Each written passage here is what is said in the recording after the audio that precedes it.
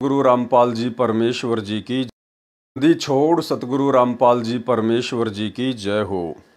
परमपिता परमात्मा सारी सृष्टि के रचनहार कुल मालिक असंख्य ब्रह्मांडों के स्वामी जगत गुरु तीनों लोकों में प्रवेश करके सबका भरण पोषण करने वाले राजाधिराज आत्माधार नाथों के नाथ देवों के देव महादेव सर्वेश्वर महेश्वर मृत्युंजय अजरो अमर आदि अनादि सनातनी प्रभु जगत पिता जगदीश्वर श्री श्री 1008 की उपाधि के वास्तविक अधिकारी अकाल मूरत शब्द स्वरूपी राम वासुदेव सर्वगतम ब्रह्म परम पूज्य प्रथम पूज्य परम संत परम पुरुष परम धनी परम दयालु सत्य कबीर हक्का कबीर अल्लाहु अकबर बाखबर अल्लाह ताला जगत के तारणहार जगत के मुक्तिदाता जगत के जगन्नाथ हारे के सहारे हिंदुओं के राम मुसलमानों के अल्लाह सिखों के वाहिगुरु दया के सागर दयानिधि करुणा के सागर करुणानिधि स्वयंभू परिभू संकट मोचन कष्ट हरण मंगल करण दुख भंजन अविगत कबीर निर्विकार निर्विषम परमात्मा अलय अलेख सतगुरु आदि अनादि सतगुरु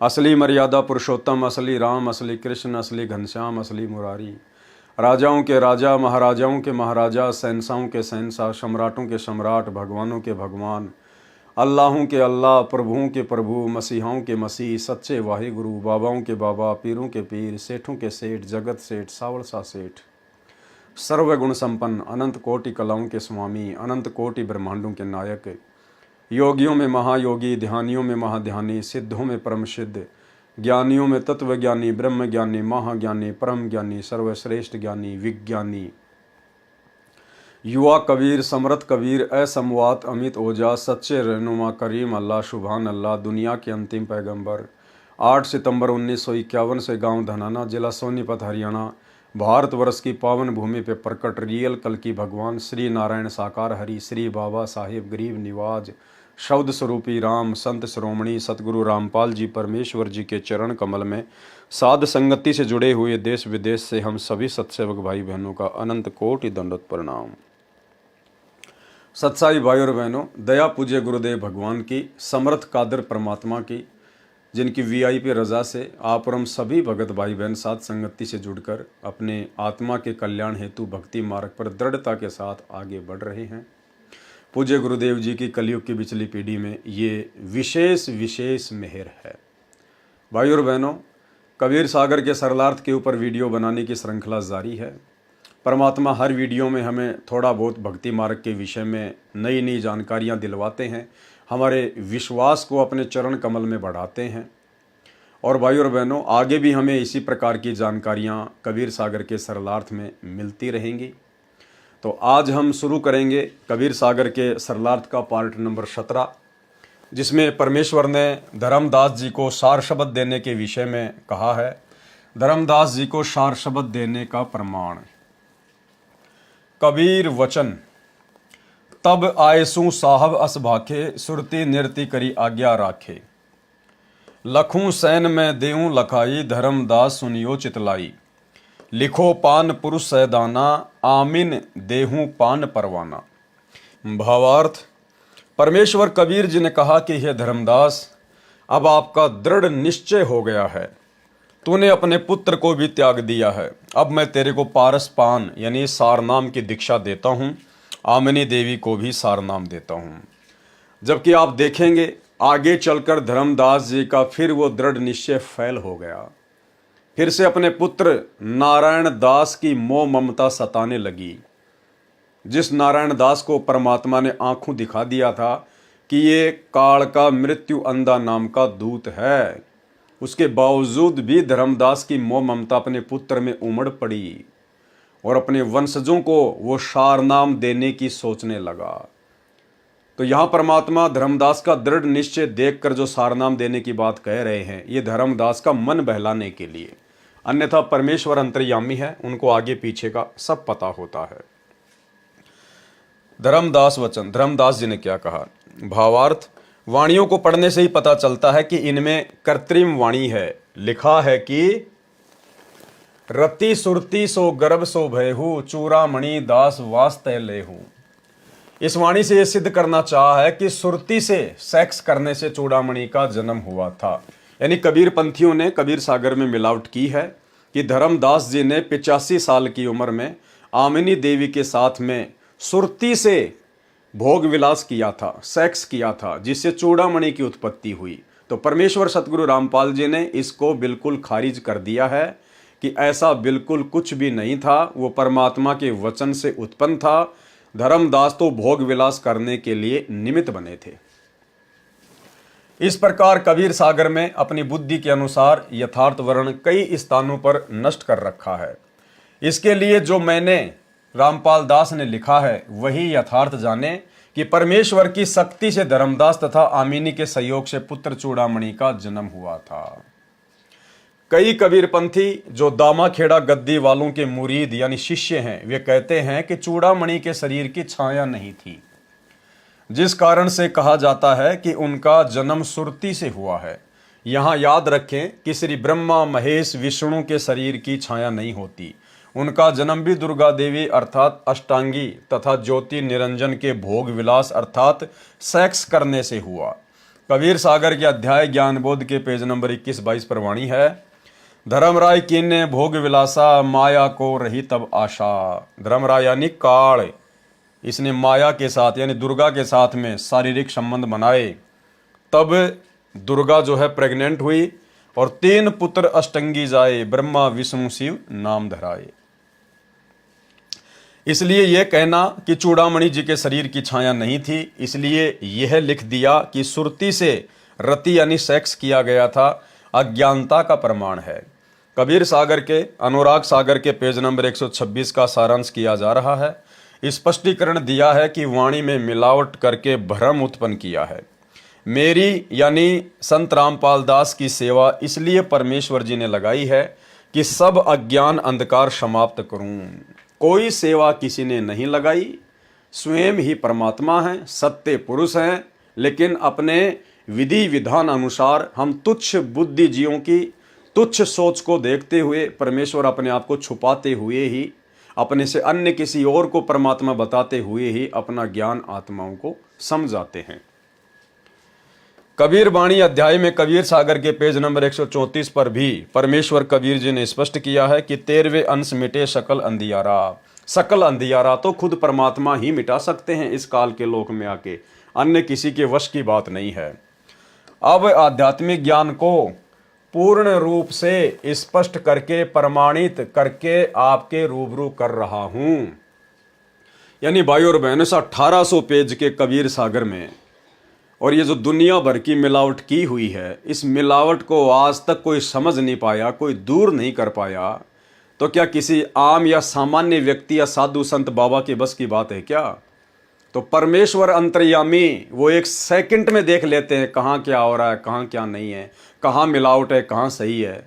और बाकी तो परमात्मा लोक दिखावे में पेज वगैरह आगे पीछे करने की, उनको अंडरलाइन करने की केवल लीला करते हैं, अन्यथा परमेश्वर को देखने की आवश्यकता नहीं है कि कहाँ कहाँ मिलावट है। वे तो 1 सेकंड भी नहीं लगे, परमात्मा बिल्कुल मिलावट भी देख ले और उसको क्लियर भी कर दे और नया ग्रंथ भी बना दे। जिस प्रकार गुरुदेव ने बताया पिछले वीडियो में कबीर सागर के सरलार्थ में कि एक दिल्ली का राजा था, उसने कहा कि मैं कबीर जुलाहे को परमात्मा मान लूंगा यदि वो 13 कागज गाड़ियों को 60 घंटे में पूरा लिख दें तो। यानी 13 बैलगाड़ियों को कोरे कागजों से भरवा दिया और कहा यदि वो काशी वाला जुलाहा जिसको दुनिया परमात्मा कहती है, अगर इन 13 कागज गाड़ियों को अगर वो 60 घंटे में यानी 2.5 दिन में लिख दे तो मैं उसको परमात्मा मान लूंगा। परमात्मा ने एक डंडी मारी थी, बस 1 सेकंड में 13 गाड़ियां लिखी गई। उसके बाद भी राजा ने लोकलाज में आके उनको परमात्मा नहीं माना। तो भाई और बहनों, सतगुरु जो चावे सो कर ही, 14 कोटि दूत यम डरही, ऊत भूत जम त्रास निवारे और चित्रगुप्त के कागज फाड़े। जो सतगुरु रामपाल जी भगवान चित्रगुप्त के कागजों को 1 सेकंड में फाड़ दे, उस परमेश्वर के लिए 1800 पेज के कबीर सागर को देखकर, मिलावट को देखकर और फिर शुद्धिकरण करने में कितना टाइम लगेगा? सेकंड का भी 100वां हिस्सा, करोड़वां हिस्सा, फ्रैक्शन ऑफ सेकंड। लेकिन ये परमात्मा तो लीला करते हैं, उसको देखने की, फिर उसमें कमियां निकालने की, अंडरलाइन करने की, फिर पुस्तक लिखने की। अनुराग सागर के पेज नंबर 127 से 128 का सारांश। इन दोनों पृष्ठों पर वृत्तांत ये है कि परमेश्वर कबीर जी ने चूड़ामणि जी को दीक्षा दी तथा गुरुपद दिया। कहा कि हे धर्मदास, तेरे 42 वंश का आशीर्वाद दे दिया है और तेरे वंश मेरे वचन वंश चूड़ामणि को कड़ीहार तारणहार का आशीर्वाद दे दिया है। तेरे वंश से दीक्षा लेकर जो मर्यादा में रहकर भक्ति करेगा उसका कल्याण हो जाएगा। परंतु सार शब्द इस दीक्षा से भिन्न है। मैंने 14 कोटि ज्ञान कह दिया, परंतु सार शब्द इससे अलग है। अन्य नाम तो तारे जानो, सार शब्द को सूर्य जानो। वो सूर्य तो वर्तमान में ही प्रकट होना था। इस सूर्य ने तो इस 13वें वंश में ही सकल उजियारा करना था और स्वयं वो सूर्य, वो सार शब्द, वो विदे परमात्मा सत्य पुरुष कबीर देव 8 सितंबर 1951 को शिशु रूप में गांव धनाना, जिला सोनीपत, हरियाणा में प्रकट हुए और उसके बाद सन 1994 से परमेश्वर ने सकल उजियारा कर दिया ज्ञान आधार से और कुछ ही दिनों में पूरा विश्व प्रकाशित हो जाएगा। अनुराग सागर के पेज नंबर 129 का सारांश। धर्मदास वचन। धर्मदास विनती अनुसारी, हे प्रभु मैं तुम्हारी बलिहारी। जीवन काज वंश जग आवा, सो साहिब सब मोहि सुनावा। वचन वंश चीने जो ज्ञानी, ताके नहीं रोके दुर्ज्ञानी। पुरुष रूप हम वंश ही जाना, दूजा भाव न हृदय आना। नौतम अंश प्रगट जग आए, सो मैं देखा ठोक बजाए। तब हूँ मोहि संशय एक आवे, करहूँ कृपया जाते मिट जावे। हम कहें समर्थ दीन पठाई, आए जग तब काल फसाई। कि परमात्मा मुझे एक शंका है, आपने मुझे चूड़ामणि की आत्मा भी दिखा दी, सारे काम कर दिए, लेकिन मालिक मुझे एक शंका हो गई है।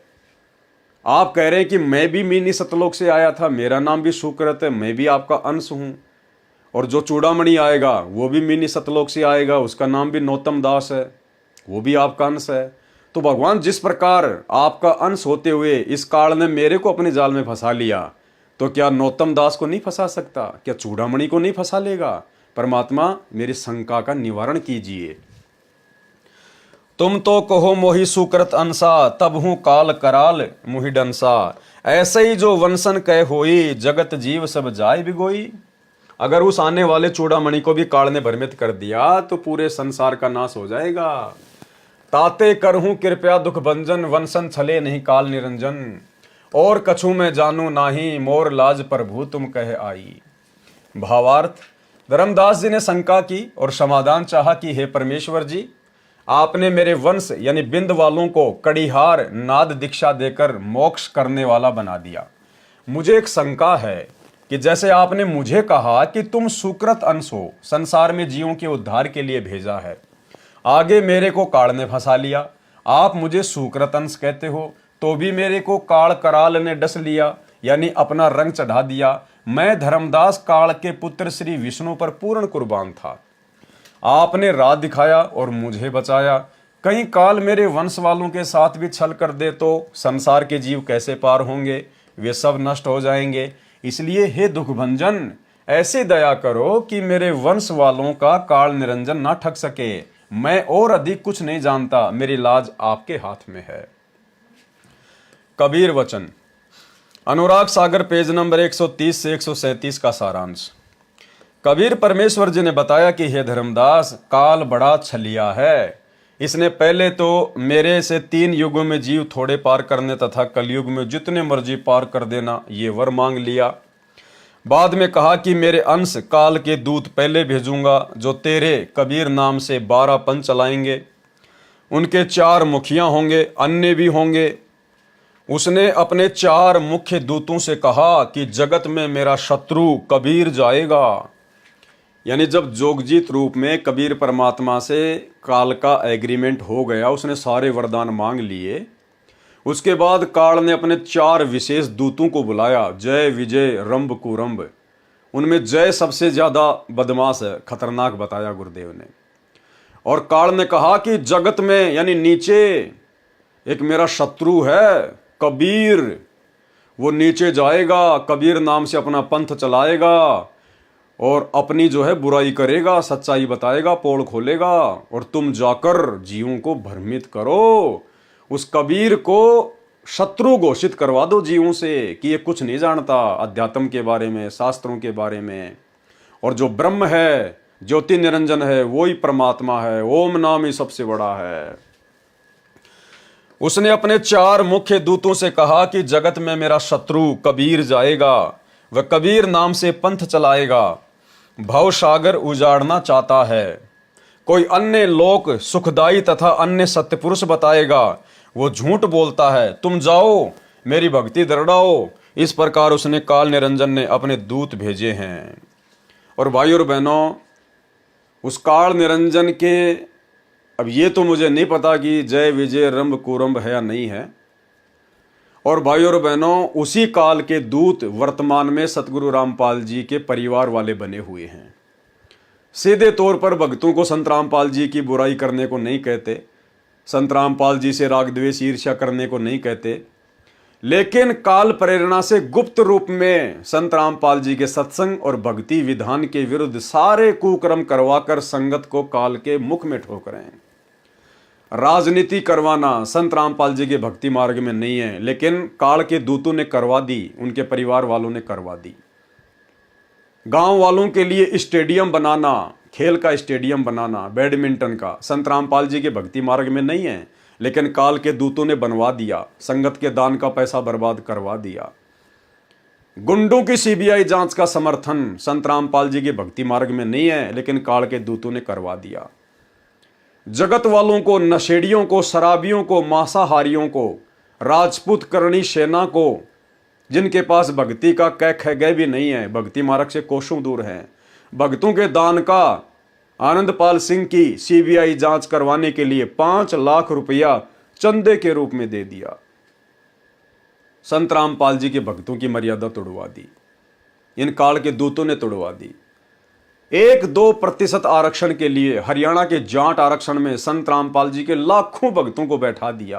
करोड़ों रुपया जाट आरक्षण संघर्ष समिति को, भगत समाज के ज्योति पाठ और दान का दे दिया। भक्तों के कर्म फुड़वाए, शरीर से भी और दान धर्म से भी।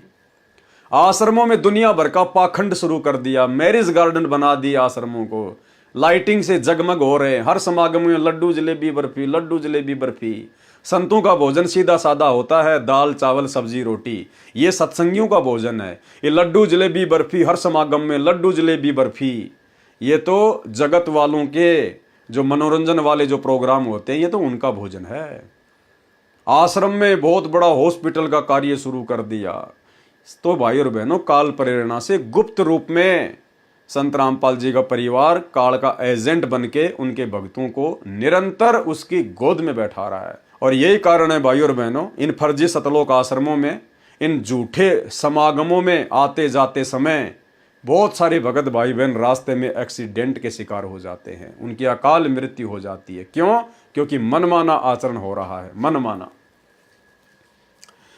बताया है कि कबीर जम्बूद्वीप भारत में अपना पंथ चलाएगा।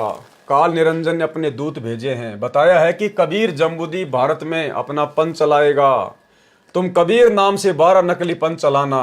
काल ने अपने दूतों को समझाकर पृथ्वी पर जाने के लिए 4 मुख्य दूत हैं, रंभ, कुरंभ, जय, विजय। ये सब जालिम हैं, इनमें जय नामक दूत अधिक दुष्ट है। वह तेरे वंश को भ्रमित करेगा। बांधवगढ़ के पास गांव कुरकुट में चमार जाति में जन्म लेगा। साहब दास नाम कहावेगा। इसका पुत्र गणपति नाम का होगा। ये दोनों तेरी गद्दी वालों यानी वंश छाप वालों को भ्रमित करेंगे। वे झंग शब्द का उच्चारण करेंगे, यही दीक्षा मंत्र होगा। काल ने एक झांझरी द्वीप की रचना कर रखी है, उसमें काल का बाजा बजता है, वही काललोक वाली भंवर गुफा में सुनता है। आरती चौका करेंगे और अपने पंथ को वास्तविक कबीर पंथ बताकर तेरे वंश को विचलित करेंगे। धर्मदास की पीढ़ी वालों को काल ने छला। किस प्रकार से फिर धर्मदास की पीढ़ी वालों को काल बलि ने भ्रमित किया। अनुराग सागर पेज नंबर 138 से 142 तक का सारांश। अनुराग सागर के पेज नंबर 138 से 142 के सरलार्थ की विस्तृत जानकारी तथा दीक्षा देने की विधि कबीर सागर के अनुसार कृपया पढ़ें। इसी पुस्तक कबीर सागर का सरलार्थ में ज्ञान सागर के सारांश में क्रमशः पेज नंबर 77 से 80 तक, पृष्ठ 92 से 108 तक। संक्षिप्त वर्णन यहाँ करना भी अनिवार्य है, जो इस प्रकार है। पृष्ठ 138 पर भविष्य कथन अलग व्यवहार। परमेश्वर कबीर जी ने कहा कि हे धर्मदास, जो कुछ आगे तेरे वंश में होगा और कैसे तेरे 42 वंश तथा जगत के अन्य जीवों को पार करूंगा। जो कुछ आगे होए है भाई, सो चरित्र तो ये कहूं बुझाई। जो आगे होगा वह चरित्र पूछो धर्मदास। जब तक तुम शरीर में रहोगे तब तक काल निकट नहीं आएगा। तेरे शरीर त्यागने के पश्चात काल तेरे वंश के निकट आएगा और तेरे वंश का यथार्थ नाम दीक्षा खंडित करेगा। तेरे वंश वालों में यह अभिमान होगा कि हम धर्मदास के कुल के हैं, क्योंकि भाई और बहनों बिंद वालों में हमेशा अभिमान होता ही होता है। और वही अभिमान वर्तमान में संत रामपाल जी के परिवार में, उनके भाई में, उनके बेटा बेटियों में स्पष्ट दिखाई देता है। अन्यथा हमारे गुरुदेव भगवान ने तो कभी अपने जीवन में किसी सरपंच के साथ में भी खड़े होकर फोटो नहीं खिंचवाई, जबकि गुरुदेव के दोनों लड़के गुरुदेव के जेल जाने के बाद राजनेताओं के उपग्रह बने फिर रहे हैं, उनके तलवे चाट रहे हैं कि हो सकता है हमें भी राजनीति में आने का मौका मिल जाए, कोई विधायक वगैरह की कोई टिकट मिल जाए। और गुरुदेव के दोनों सुपुत्र राम और लखन, मनोज और वीरेंद्र, दोनों एक बीजेपी नेता के, एक लेफ्ट में खड़ा है एक राइट में खड़ा है, और अपना सौभाग्य समझ रहे हैं कि हमें बीजेपी नेता के कंधे के पास में खड़ा होने का सौभाग्य प्राप्त हो गया। भाई और बहनों, इसी को कहते हैं मान बढ़ाई और अहंकार। मूर्खता की हद पार कर दी इन लोगों ने। और तेरे वंश का यथार्थ नाम दीक्षा खंडित करेगा। तेरे वंश वालों में यह अभिमान होगा कि हम धर्मदास के कुल के हैं, हम सबके तारणहार हैं। आपस में तो झगड़ा करेंगे ही। वे जो मेरा भेजा नाद यानी वचन का पुत्र यानी शिष्य यानी गुरुदेव अपने लिए संकेत कर रहे हैं, परंपरा वाले से जो मेरा सुपथ यथार्थ कबीरपंथ चलाएगा उसकी निंदा करके पाप के भागी होंगे। यानी धर्मदास, जब मैं बिचली पीढ़ी में जाऊंगा अपना 13वां यथार्थ कबीरपंथ चलाऊंगा तो वो मेरे साथ में भी झगड़ा करेंगे, मेरी भी निंदा चुगली करेंगे और पाप के भागी बनेंगे। पार तो हो ही नहीं सकते। परमेश्वर ने स्पष्ट कर दिया, धर्मदास के वंश वाले, धर्मदास की गुरु गद्दी वाले, ये जितने भी कबीरपंथी हैं, विशेषकर दामाखेड़ा वाले, ये संत रामपाल जी से दीक्षा नहीं लेंगे, मानवश अहंकारवश, इसलिए पार नहीं हो पाएंगे। इसलिए भाई, धर्मदास जी की गुरु गद्दी वालों से जितनी भी जनता चिपकी पड़ी है, भाई आप लोगों का सौभाग्य है अगर उन काल के दूतों से अपना पीछा छुड़वा के परम संत सतगुरु रामपाल जी के शरण में आ सको तो धर्मदास की गुरु गद्दी वाले पार नहीं होंगे। परमात्मा अंतर्यामी है, उन्होंने आगे की बता दी। क्योंकि जो बिंद वाले होते हैं वो अभिमानी होते हैं, उनमें मान बढ़ाई का जहर भरा होता है। बताओ, उनके आज वर्तमान में कई करोड़ों की संख्या में शिष्य हैं, और वे हम तो धर्मदास की गद्दी से हैं, हमारे को मोक्ष का अधिकार है। वो कैसे संत रामपाल जी से दीक्षा ले लेंगे जिनके मुट्ठी भर भी भगत नहीं है। तो भाई और बहनों, परमात्मा ने स्पष्ट कर दिया कि वो पार नहीं हो पाएंगे। इसलिए अपने वंश को समझा देना कि जब काल का दाव लग जाए, वंश परंपरा कुपथ पर चले, तो मैं अपना नाद शिष्य परंपरा वाला अपना अंश भेजूंगा। उसको प्रेम से मिलें, उससे दीक्षा ले लें। जैसे मेरा पुत्र कमाल था, यानी परमात्मा धर्मदास को बता रहे हैं उस समय अपने मुंह बोले पुत्र कमाल के विषय में, जैसे मेरा पुत्र कमाल था जिसको मैंने मृतक से जीवित किया था, उसको दीक्षा भी दी थी, वह स्वयंभू गुरु बन गया था, अपना जीवन नष्ट किया और अनेकों को भी ले डूबा। ठीक इसी प्रकार वर्तमान में संत रामपाल जी के दोनों बेटे, उनका भाई, लाखों की संगत से राजनीतियां करवा के उनको डुबो रहे हैं, उनका सत्यानाश करा रहे हैं, भक्तों के दान धर्म का आडंबर और पाखंड में खर्च करके उनका सत्यानाश कर रहे हैं। विस्तार से वर्णन अध्याय कमाल बोध के सारांश में पेज नंबर 431 से 437 पर पढ़ें। पेज नंबर 139 पर, कमाल को अभिमान हो गया था, मैंने उसको त्याग दिया था, मेरे को अहंकारी प्राणी पसंद नहीं है, हम तो भक्ति के साथी हैं, हाथी घोड़ों को नहीं चाहता, जो प्रेम भक्ति करता है उसको हृदय में रखता हूं। इसलिए नाद पुत्र को, शिष्य परंपरा वाले को दीक्षा देने का अधिकार यानी गुरुपद सौंपूंगा। भाई और बहनों, ये परमात्मा वर्तमान में संकेत कर रहे हैं। ये सतगुरु रामपाल जी भगवान ने वर्तमान में संकेत कर दिया कि मेरे परिवार वालों के पास आगे चल के कोई सेवा नहीं होगी। मेरे जो वचन के बेटा बेटी होंगे, जो योग्य होंगे, जो मेरे आज्ञाकारी होंगे, मैं उन्हीं को सारी सेवाएं आने वाले समय में सौंपूंगा। ये परमेश्वर वर्तमान के लिए संकेत कर रहे हैं। कमाल को अभिमान हो गया था, मैंने उसको त्याग दिया था। मेरे को अहंकारी प्राणी पसंद नहीं है, हम तो भक्ति के साथी हैं। हाथी घोड़ों को नहीं चाहता, जो प्रेम भक्ति करता है उसको हृदय में रखता हूं। इसलिए नाद पुत्र को यानी शिष्य परंपरा वाले को दीक्षा देने का अधिकार यानी गुरुपद सौंपूंगा। गुरुपद का मतलब परमेश्वर उसको तमाम प्रकार की व्यवस्थाएं सौंपेंगे। बाकी गुरु तो सतगुरु रामपाल जी के बाद में कोई रहेगा ही नहीं, शरीर रूप में तो कोई गुरु होगा ही नहीं। नाम दीक्षा उनके इलेक्ट्रॉनिक शरीर से दी जाएगी, डीवीडी वगैरह से दी जाएगी। लेकिन आगे की जो सेवाएं होंगी, जो मैनेजमेंट का कार्य होगा, वो परमात्मा अपने वचन के शिष्यों के हाथों में ही सौंप कर जाएंगे, सब कुछ सेट करके। इसलिए नाद पुत्र को शिष्य परंपरा वाले को दीक्षा देने का अधिकार यानी गुरुपद सौंपूंगा। मेरा पथ नाद से ही उजागर होगा, मेरा पंथ नाद से ही उजागर होगा, बिंद वालों से नहीं होगा, यानी प्रसिद्ध होगा। तेरे वंश वाले बहुत अहंकार करेंगे। धर्मदास जी ने चिंता जताई कि आप नाद वाले को गुरुपद दोगे, परंतु मेरे वंश वाले कैसे मोक्ष प्राप्त करेंगे। परमेश्वर कबीर जी ने कहा कि तेरे वंश वाले हों चाहे अन्य जीव, जो मेरे द्वारा भेजे अंश यानी नाद अंश से दीक्षा लेकर मर्यादा में रहेंगे। यानी सतगुरु रामपाल जी परमेश्वर जी स्वयं के लिए कह रहे हैं कि धर्मदास तेरी गुरुगद्दी वाले, तेरे वंश वाले अगर मेरे से उपदेश लेंगे, यानी जो 13वां कबीर पंथ चलाएगा, यदि उससे उपदेश लेंगे और मर्यादा में रहेंगे तो कैसे पार नहीं होंगे। जो हमारे वचन को मानेगा वही वंश वाला मुझे प्यारा लगेगा, जो मेरे वचन को मानेगा वही मुझे प्यारा लगेगा। अब गुरु जी के वचनों की, नियमों की इन आश्रमों में तो धज्जियां उड़ाई जा रही है, धज्जियां। एक भी नियम सही प्रकार से सुरक्षित नहीं है। तो भाई ये वचन तो साध संगति में निभाए जा रहे हैं गुरुदेव के आशीर्वाद से, और गुरुदेव तो उसी को प्रेम करते हैं जो उनके वचन में चलेगा। जो हमारे वचन को मानेगा वही वंश वाला मुझे प्यारा लगेगा। बिना वचन यानी नाद वाले को गुरु माने बिना पार नहीं हो सकता, मोक्ष प्राप्त नहीं कर सकता। तेरे 42 पीढ़ी को मैंने एक वचन से पार कर दिया है, वह वचन यह है कि नाद परंपरा वाले से दीक्षा लेकर पार हो जाएंगे। बिंद वाले वंश कहलाते हैं और वचन नाद वाले बिना वे अपने घर यानी सतलोक नहीं जा सकते।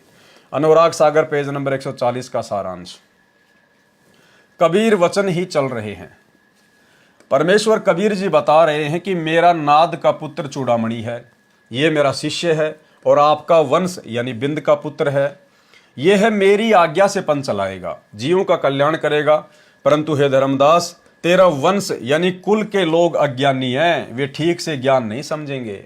मेरे अंश को जो मैं भेजूंगा यानी स्वयं जो कबीर परमात्मा आ चुके हैं, जो मैं भेजूंगा उसको नहीं समझ सकेंगे और अन्य काल के दूतों से भ्रमित होकर कुमार्ग पर चलेंगे। जो कुछ आगे तेरी वंश गद्दी वालों के साथ होगा वह सुन। चूड़ामणि के पश्चात 6ठी पीढ़ी वाले महंत को काल द्वारा चलाए गए 12 पंथों में से 5वां टकसारी पंथ होगा, वो ठगेगा, अपना ज्ञान सुनाकर प्रभावित करके काल जाल में डालेगा। तेरा 6ठी पीढ़ी वाला पोता उस टकसारी पंथ वाले से दीक्षा लेगा और उसी वाला आरती चौका किया करेगा। वही हुआ वर्तमान में जो दीक्षा बांधवगढ़ गद्दी वाले महंत दे रहे हैं तथा जो आरती चौका कर रहे हैं, वह वही काल के दूत टकसारी वाली साधना है। हे धर्मदास, इस प्रकार तेरा वंश अज्ञानी होकर काल के धोखे में पड़कर नरक में जाएगा। तेरा वंश मेरी वह दीक्षा जो मैंने चूड़ामणि को दी है उसको छोड़ देगा, टकसारी वाली दीक्षा लेकर अपना जीवन नाश करेगा। ऐसे तेरा वंश यानी कुल दुर्मति को प्राप्त होगा। वे तेरे वंश वाले ठग मेरे नाद अंश को बाधित करेंगे, यानी सतगुरु रामपाल जी परमेश्वर जी की भक्ति में भी बाधा करेंगे, पाप के भागी होंगे। अब धर्मदास जी ने क्या कहा, हे परमात्मा, पहले तो आप कह रहे थे कि तेरे 42 पीढ़ी को पार कर दूंगा, अब आप कह रहे हो कि कालजाल में फंसेंगे। ये दोनों बात कैसे सत्य होंगी? तो कबीर परमेश्वर ने कैसे समझाया? परमेश्वर कबीर जी ने कहा कि हे धर्मदास, तुम सावधान हो और अपने वंश को समझा देना कि जिस समय काल झपट्टा लगाएगा यानी मार्ग से तेरे वंश को भ्रमित करेगा, तो मैं अपना नाद यानी शिष्य परंपरा वाला हंस प्रकट करूंगा। यथार्थ कबीर पंथ यानी भक्ति मार्ग से भटके मानव को सत्य भक्ति पर दृढ़ करूंगा। उसी से दीक्षा लेकर तेरे वंश वाले मोक्ष प्राप्त करेंगे। वचन वंश चूड़ामणि की संतान भी नाद यानी शिष्य शाखा वाले से दीक्षा लेकर मोक्ष प्राप्त करेगा। विशेष विवेचन। अब भाइयों और बहनों, इस विशेष विवेचन में जो बातें लिखी गई है ये दास की थोड़ी समझ से बाहर की बातें हैं। जहां तक दास को अंदेशा है, ये सतलोक आश्रम मैनेजमेंट हरियाणा वालों की तरफ से मिलावट है। ये गुरुदेव के परिवार वालों की तरफ से मिलावट है। जब इन्होंने सन 2016 में इस कबीर सागर को छपवाया, क्योंकि गुरुदेव ने तो 2012 में अपने हाथ से कॉपी पेन से लिख के छोड़ दिया था। 2014 में बरवाला कांड हो गया। फिर 2016 में संगत में सतलोक आश्रम मैनेजमेंट हरियाणा वालों ने इस कबीर सागर को प्रिंट करके जो है वो बंटवाया। तो कहीं ना कहीं ये 2016 में गुरुदेव के परिवार वालों की तरफ से ये मिलावट है। अन्यथा इसमें क्या लिखा हुआ है आप जी देखना। जिस घटना का यहां पर जिक्र किया गया है, अगर ये गुरुदेव ने जिक्र किया है तो 2012 में तो संगत में ऐसी कोई बात थी नहीं। नाद और बिंद का कोई चक्कर ही नहीं था। संगत में 2 पार्ट थे ही नहीं। तो आप भी समझ जाएंगे कि बरवाला कांड से पहले भला इस प्रकार की बातें गुरुदेव क्यों लिखेंगे, क्योंकि ये सारी बातें तो वर्तमान में संगत में हो रही है। कुछ व्यक्ति इस प्रकरण को सुनकर भ्रम फैलाते हैं कि रामपाल के बिंद वालों से इस पंथ का नाश होगा। हम रामपाल के नाद वाले शिष्य हैं, हमारे से ये पंथ आगे फैलेगा। हमें दान का पैसा दो, रामपाल वालों को ना दो। ऐसी बातें तो बरवाला कांड से पहले कभी संगत में हुई ही नहीं। बरवाला कांड से पहले 2 पार्ट संगत में थे ही नहीं कि भाई हम नाद वाले हैं, गुरुदेव के परिवार वाले बिंद वाले हैं। कोई जानता ही नहीं था इन बातों को। नाद बिंद का कोई चक्कर ही नहीं था। तो जहां तक दास को संदेशा है, गुरुदेव के जेल जाने के बाद जब पीछे से सतलोक आश्रम वालों ने इसको प्रिंट करवा के संगत में बंटवाया, उस समय ये प्रकरण यहां पर लिखा गया है। क्योंकि गुरुदेव के जेल जाने के बाद फिर संगत में 2 पार्ट हो गए और ज्ञान आधार से हम सत्सेवक भाई बहनों को इस प्रकार से समझाने लगे थे। लेकिन यहां पर जो बात लिखी गई है वो बिल्कुल सरासर गलत है।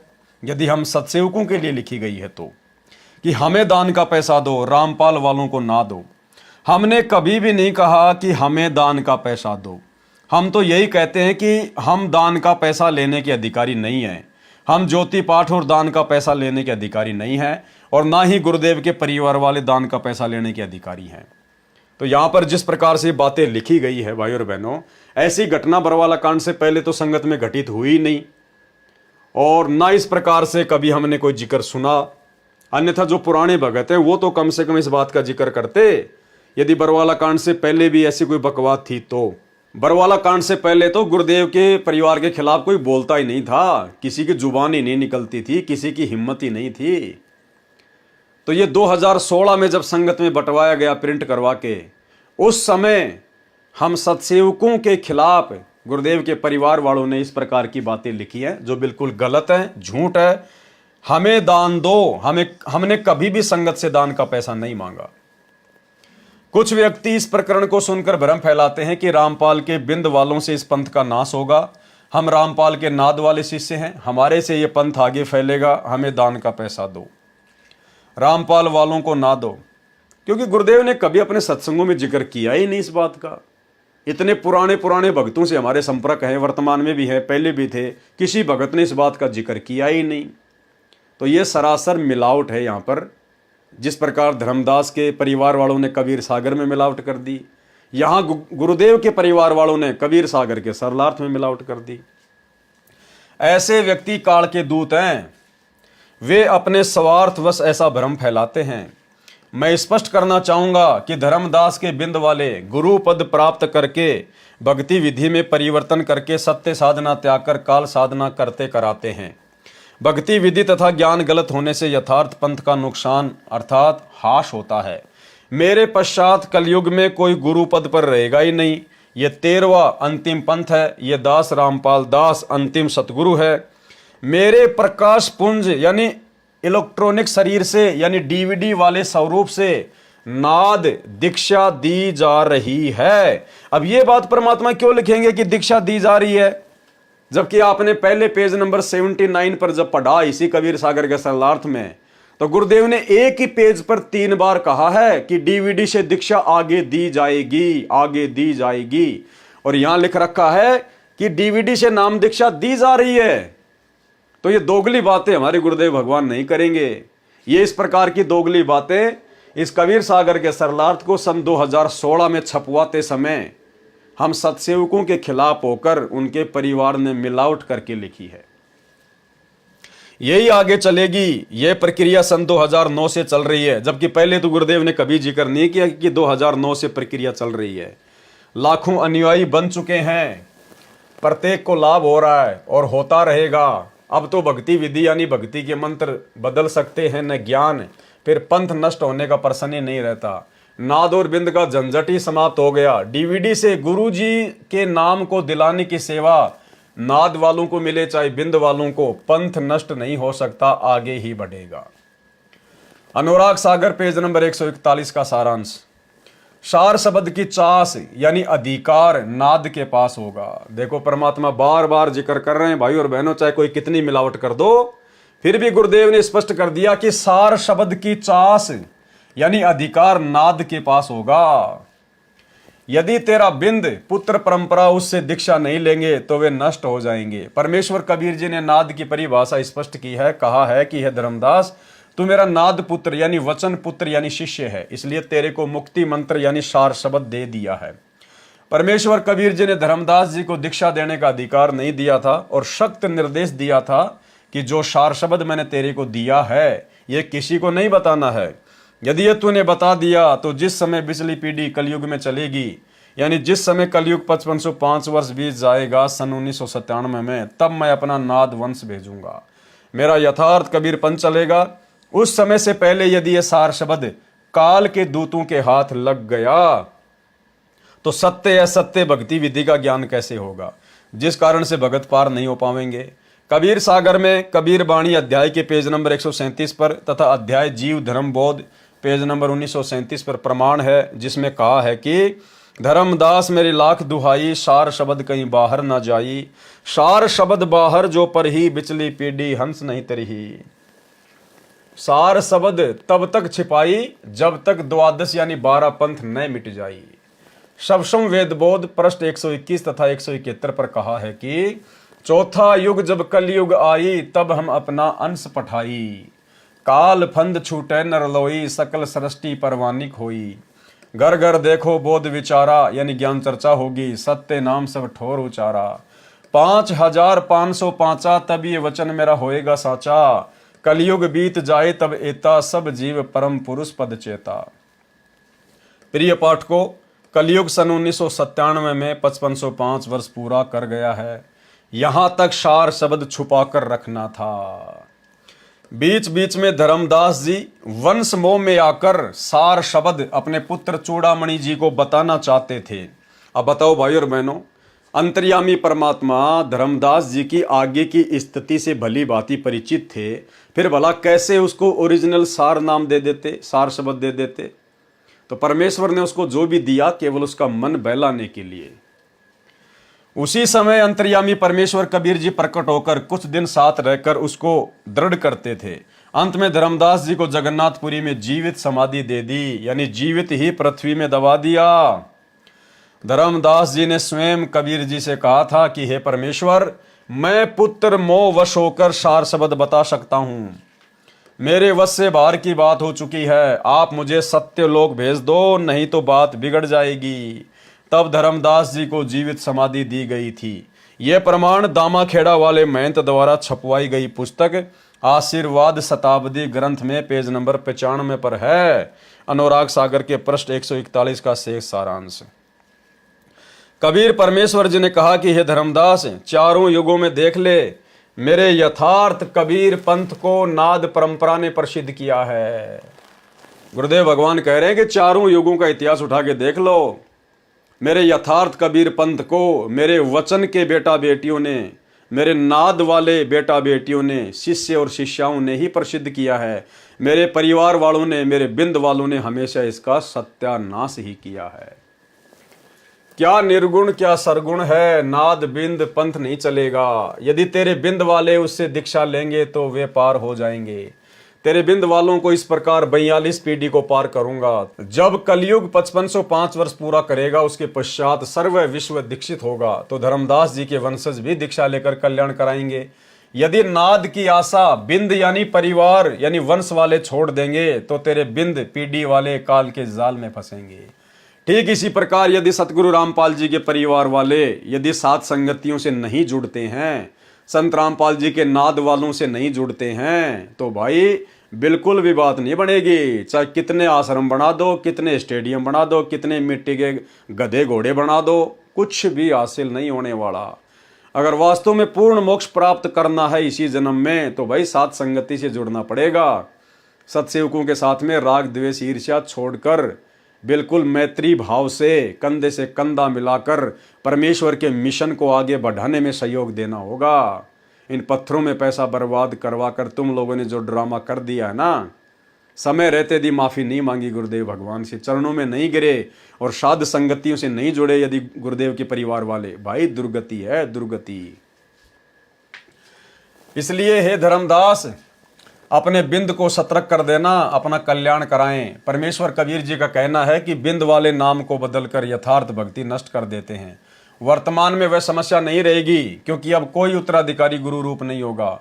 दीक्षा डीवीडी से दी जा रही है। नाम दीक्षा दिलाने की सेवा चाहे नाद वाले करो चाहे बिंद वाले, यानी अभी तक गुरुजी ने किसी को आदेश दिया नहीं है। अगर आदेश दे दिया होता तो यह नाद बिंद का चक्कर समाप्त हो जाता। परमात्मा कहते कि मैंने नाद वालों को दे दी या फिर बिंद वालों को दे दी, और उस व्यक्ति का नाम भी बता देते, लेकिन अभी तक ऐसा कुछ भी नहीं है।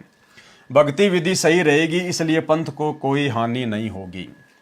अनुराग सागर के पृष्ठ 142 का सारांश। परमेश्वर कबीर जी ने अपने भगत धर्मदास जी को समझा रहे हैं कि जो कोई नाद वंश को जान लेगा, यानी जो कोई साध संगतियों को जान लेगा, उसको यम के दूत रोक नहीं पाएंगे। जिन्होंने सत्य शब्द सतनाम को पहचान लिया, वे ही मोक्ष प्राप्त कर सकेंगे।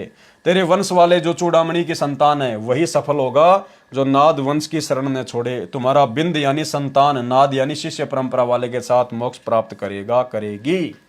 ये सभी के लिए लागू है भाई और बहनों। धर्मदास वचन। धर्मदास जी ने प्रश्न किया कि आपने मेरे पुत्र चूड़ामणि को वचन वंश कहा है, क्योंकि ये आप जी के वचन यानी आशीर्वाद से उत्पन्न हुआ है। इसकी संतान को बिंद कहा, जो मेरे 42 पीढ़ी चलेंगी। आप ये भी कह रहे हो कि मेरे बिंद परंपरा यानी महंत गद्दी वाले, नाद यानी शिष्य परंपरा वाले से दीक्षा लेकर पार हो सकते हैं। वे आप जी ने नाद वंश के अधीन बता दिए। फिर बिंद वाले क्या करेंगे यदि नाद से ही जगत पार होना है तो? कबीर वचन। धर्मदास जी के वचन सुनकर परमेश्वर हंसे और कहा कि हे धर्मदास, तेरे को 42 वंश का आशीर्वाद दे दिया है, क्योंकि तुम नारायण दास को काल का दूध जानकर वंश नष्ट होने की चिंता कर रहे थे। इसलिए तेरे वंश की शुरुआत आपके नेक पुत्र से की है। पाठकों से निवेदन है कि इस पृष्ठ पर बिंद परंपरा वालों ने बनावटी वाणी अधिक डाली है अपनी महिमा बनाने के लिए, परंतु अनुराग सागर के पेज 140-141 पर स्पष्ट कर दिया है कि चूड़ामणि जी की वंश गद्दी की छठी पीढ़ी वाले के पश्चात मेरे द्वारा बताई यथार्थ भक्ति विधि तथा भक्ति मंत्र नहीं रहेंगे। वह 5वीं पीढ़ी वाला टकसारी पंथ वाला आरती चौका तथा वही नकली 5 नाम की दीक्षा देने लगेगा। इसलिए तेरे बिंद वाले काल जाल में रह जाएंगे। यदि वे मेरे द्वारा भेजे गए नाद अंश से दीक्षा ले लेंगे तो तेरी 42 पीढ़ी मोक्ष प्राप्त करेगी। इस प्रकार तेरे 42 वंश को पार करूंगा। उस समय जब पूरा जगत ही दीक्षा प्राप्त करेगा तो तेरी संतान भी दीक्षा लेगी। ये वर्णन पृष्ठ 140-141 के सारांश में स्पष्ट कर दिया है। अनुराग सागर के पृष्ठ 141 का सारांश। धर्मदास जी को फिर से अपने पुत्र नारायण दास का मोह सताने लगा। धर्मदास को फिर से अपने बेटे नारायण दास का, जिसमें परमात्मा ने काल रूप के दर्शन करवा दिए थे, फिर से मोह व्याप्त होने लगा। धर्मदास जी को फिर से अपने पुत्र नारायण दास का मोह सताने लगा और परमेश्वर कबीर जी से अपनी चिंता व्यक्त की कि मेरा पुत्र नारायण दास काल के मुख में पड़ेगा। मुझे अंदर ही अंदर यह चिंता खाए जा रही है। हे स्वामी, उसकी भी मुक्ति करो। तो परमेश्वर ने फिर धर्मदास जी को धमकाया थोड़ा सख्त लहजे में। कबीर परमेश्वर वचन, बार बार धर्मनी समझावा, तुम्हारे हृदय प्रतीत न आवा। कि धर्मदास मैं तुझे बार बार समझा रहा हूं, तेरे समझ में नहीं आ रही। 14 यम तो लोक सिंधावे, जीवन को फंद कहो विलावे।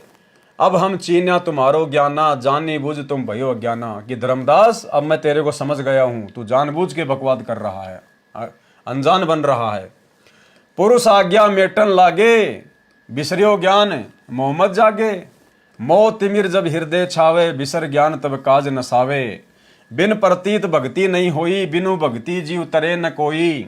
बहुरी काल फांसन तोई लाग्या, पुत्र मोह तब हृदय जाग्या।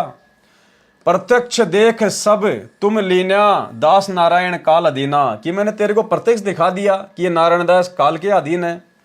ताहू पर तुम पुनि हट कीन्या, फिर भी तुम हट कर रहे हो। मोर वचन तुम एक न चीन्या, तुमने मेरी एक भी बात नहीं मानी। धर्मदास जो मोशन कहिया, सो ध्यान तब हृदय न रहिया। मोर प्रतीत तुम्हें नहीं आवे, गुरु प्रतीत जगत कसलावे। भावार्थ, कबीर परमेश्वर जी ने कहा कि हे धर्मदास, अब मुझे तेरी बुद्धि के स्तर का पता चल गया। तू जानबूझकर अनजान बना हुआ है। जब तेरे को बता दिया, आंखों दिखा दिया कि नारायण दास काल का दूत है, मेरी आत्माओं को काल जाल में फांसने के लिए काल का भेजा हुआ आया है, तेरे को बार बार समझाया है, वो तेरी बुद्धि में नहीं आ रहा है। अब तेरे हृदय में पुत्र मोह से अज्ञान अंधेरा छा गया है, काल के दूत को लेकर फिर हट कर रहा है।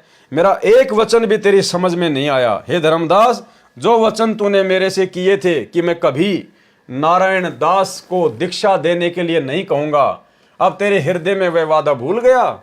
जब तुमको मुझ पर विश्वास नहीं हो रहा, जबकि तेरे को सतलोक तक दिखा दिया, तो फिर मेरे भेजे नाद अंश जो गुरु पद पर होगा, उस पर जगत कैसे विश्वास करेगा। अनुराग सागर पृष्ठ 144 का सारांश। भाई और बहनों, इससे साबित होता है कि अंतर्यामी परमात्मा ने धर्मदास को ओरिजिनल सार नाम नहीं दिया था। परमेश्वर कबीर जी ने धर्मदास जी को बार बार वही बातें दोहराई जो पूर्व के पृष्ठ पर कही है। अनुराग सागर के पृष्ठ 145 का सारांश। धर्मदास वचन। फिर धर्मदास ने बहुत ज्यादा आधीनी दिखाई, और ये एक सुयोग्य शिष्य का लक्षण होता है। गुरु चाहे कितनी चोट मारे, गुरु हमेशा शब्द की चोट मारेगा, गुरु डांट फटकार मारेगा, और वो शिष्य के हित में होगा, भले में होगा। यदि उस डांट फटकार को शिष्य सहन कर गया, आधीनी से नीची गर्दन करके, गुरु के प्रति मन में दोष पैदा ना करके, तो बेड़ा पार है, नहीं तो कुत्ते की योनि में जाएगा। तो आप और हमें भी शिक्षा दे रहे हैं परमात्मा कि गुरु चाहे तुम्हारी परीक्षा लेने के लिए या वैसे भी एक आम संत की लीला करते हुए किसी और की शिकायत पर तुम्हें चाहे कितनी डांट फटकार क्यों ना मारे, तुम्हें कितना ही बुरा भला क्यों ना कहे, आपने अपने गुरु को अंतर्यामी परमेश्वर मानकर और अपनी परीक्षा जानकर और अपने भले की जानकर हमेशा नीची गर्दन करके, जी गुरु जी, जी गुरु जी, दया करो गुरु जी, आगे नहीं होगा परमात्मा, आगे नहीं करूंगा परमात्मा, क्षमा करो दाता। इसी प्रकार के भाव होने चाहिए।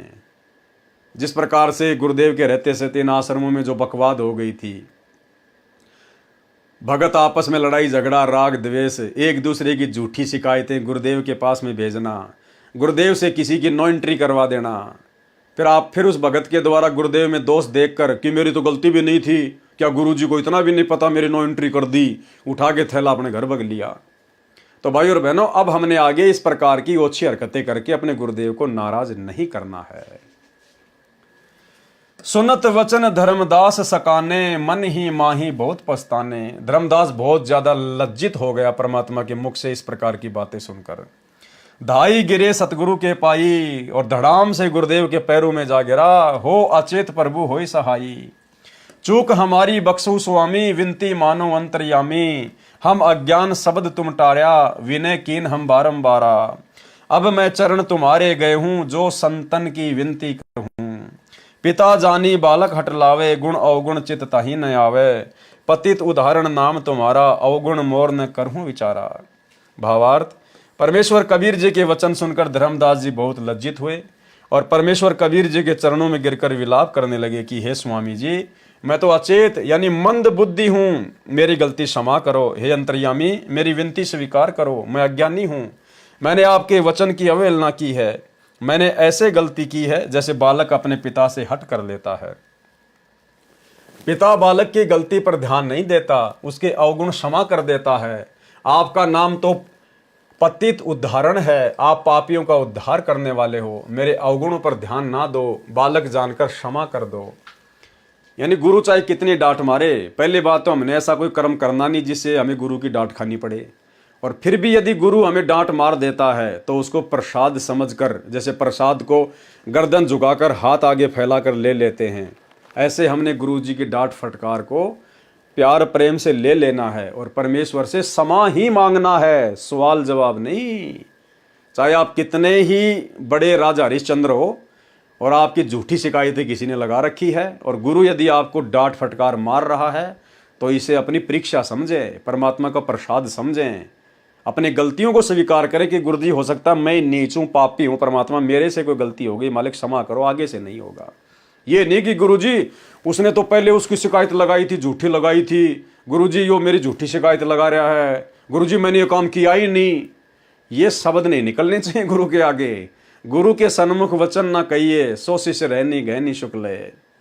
चाहे आपके ऊपर कितना ही बुरा इल्जाम क्यों ना लगा दिया हो और आप बिल्कुल पाक साफ हो, फिर भी हाँ जी गुरुजी नीच हूं, परमात्मा पापी हूं, दुष्ट हूं, भगवान हो गया होगा, ये मालिक क्षमा करो, आगे ध्यान रखूंगा।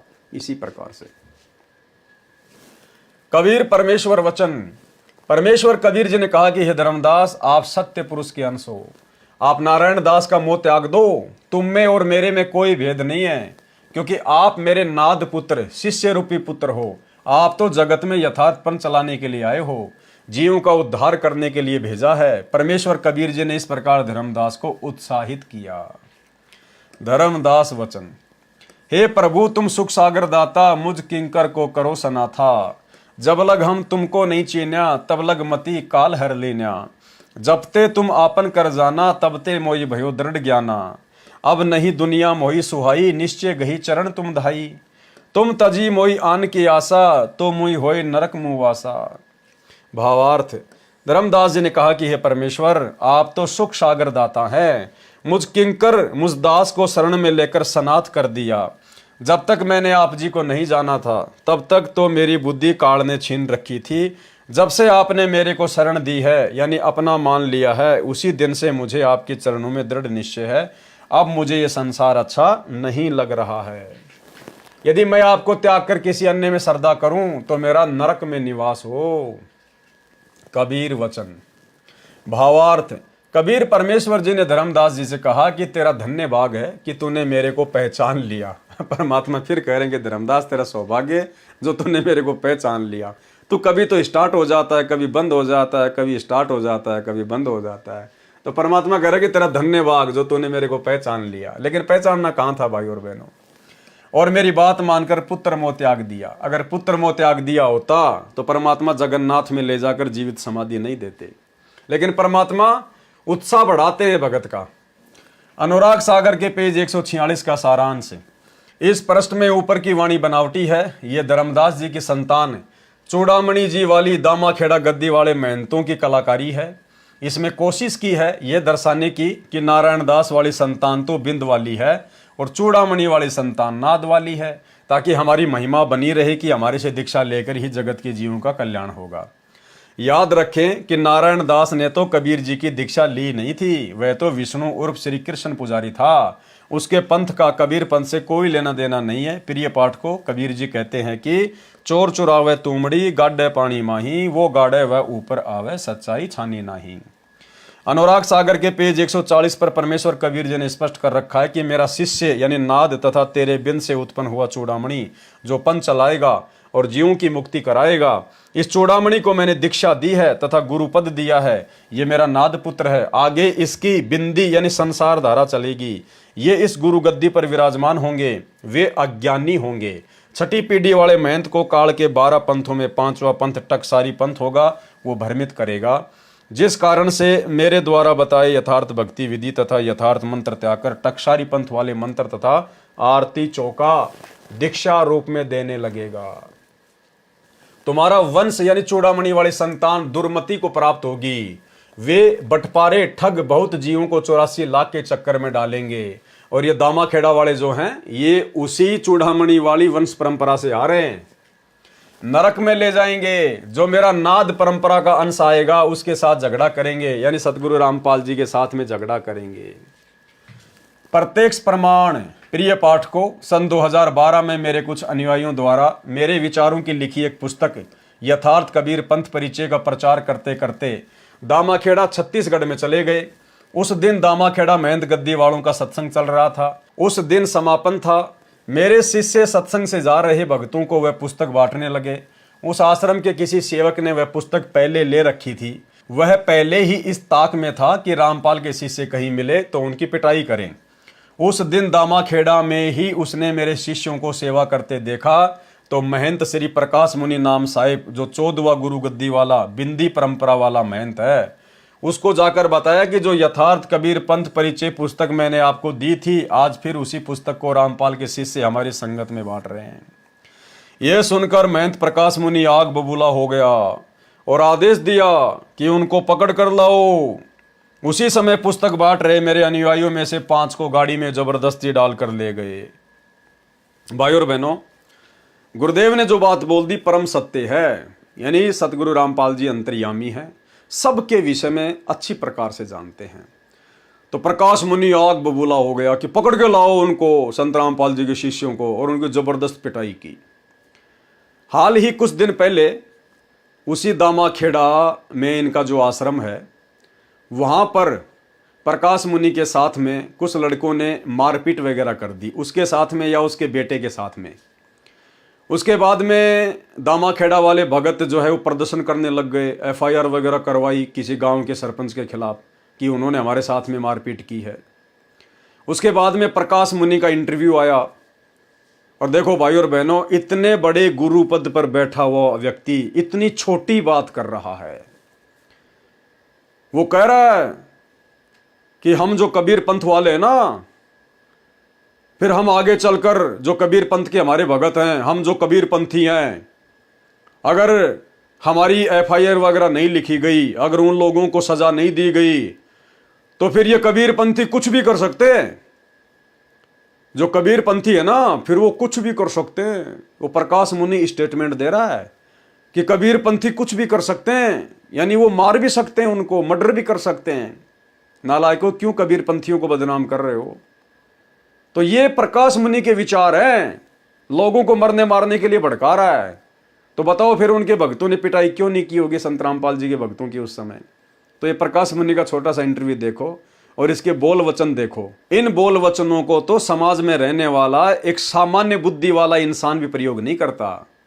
वो भी शांति से काम लेता है, किसी को भड़काता नहीं है। और ये इतने बड़े गुरु पद पे बैठकर, दामाखेड़ा की गद्दी पर बैठकर कह रहा कि कबीर पंथी फिर कुछ भी कर सकते हैं। अब बताओ, ये इसके बोल वचन है? ये संत कहलाने के लायक है? ये तो भगत भी अच्छी प्रकार से कहलाने के लायक नहीं है। सुनिए। विभिन्न तरह से आपको बड़ी खबर बता दें, जहां पर दामाखेड़ा आश्रम पर हमला हुआ। प्रकाश मुनि के बेटे उदित मुनि नाम साहिब पर हमला हुआ है। सरपंच के परिवार पर हमले का आरोप है। पुलिस ने 4 आरोपियों को हिरासत में लिया है। गृह मंत्री विजय शर्मा, पूर्व विधायक शिवरतन शर्मा यहां पर पहुंचे। सिमगा तहसील के दामाखेड़ा की घटना बता रहे हैं आपको, जहां पर आश्रम में हमला हुआ। पुलिस ने 4 आरोपियों को हिरासत में लिया है। सरपंच के परिवार पर हमले का आरोप है। गृह मंत्री विजय शर्मा, पूर्व विधायक शिवरतन शर्मा यहां पर पहुंचे। सिमगा तहसील के दामाखेड़ा की ये घटना है। प्रकाश मुनि के बेटे पर यह हमला हुआ। पंथ प्रकाश मुनि नाम साहिब का बयान भी इसमें सामने आया है। थप्पड़ मार ले तो भी हम बर्दाश्त करेंगे, लेकिन हमारे कबीर पंथ की भविष्य पर कोई उंगली उठाएगा, कबीर पंथ बिल्कुल भी बर्दाश्त नहीं करेगा। अगर पुलिस कड़ी से कड़ी कार्रवाई नहीं करेगी तो फिर कबीर पंथी लोग, जो लोग आज हमला किए, कबीर पंथी लोग उनके साथ कुछ भी कर सकते हैं, फिर इसके लिए हम जिम्मेदार नहीं होंगे। जो लोग आज हमला किए, कबीर पंथी लोग उनके साथ कुछ भी कर सकते हैं, फिर इसके लिए हम जिम्मेदार नहीं होंगे। जो लोग आज हमला किए, कबीर पंथी लोग उनके साथ कुछ भी कर सकते हैं, फिर इसके लिए हम जिम्मेदार नहीं होंगे। यह सुनकर महंत प्रकाश मुनि आग बबूला हो गया और आदेश दिया कि उनको पकड़ कर लाओ। उसी समय पुस्तक बांट रहे मेरे अनुयायियों में से 5 को गाड़ी में जबरदस्ती डालकर ले गए। अन्य शिष्य पता चलने पर भाग निकले। जिन सेवकों को दामाखेड़ा वाले पकड़ कर ले गए थे उनको बेरहमी से मारा पीटा। उनसे कहा कि कहो फिर नहीं बांटेंगे। उन्होंने कहा कि इसमें गलत क्या है ये तो बताओ। उन सब मेरे शिष्यों को पीट पीट कर अचेत कर दिया। फिर मुकदमा दर्ज करा दिया कि शांति भंग कर रहे थे। 3 दिन में जमानत हुई। ऐसे हैं ये धर्मदास जी की बिंद परंपरा, चूड़ामणि वाली दामाखेड़ा गद्दी के महंत, जिनके विषय में परमेश्वर कबीर जी ने कहा है, कबीर नाद अंश मम सत्य ज्ञान दृढ़ावे, ताके संग सब राड बढ़ावे, अस संत महंतन की करनी, धर्मदास में तो से वर्णी। यही प्रमाण अनुराग सागर के पेज 140 पर है। आप हंस अधिक होय ताही, नाद पुत्र से झगर कराही। आपा हंस ये गलत है, यहां पर आप अहम है जिसका अर्थ है अपने आप में अहंकार। होवे दुर्मत वंश तुम्हारा, नाद वंश रोके बटपारा।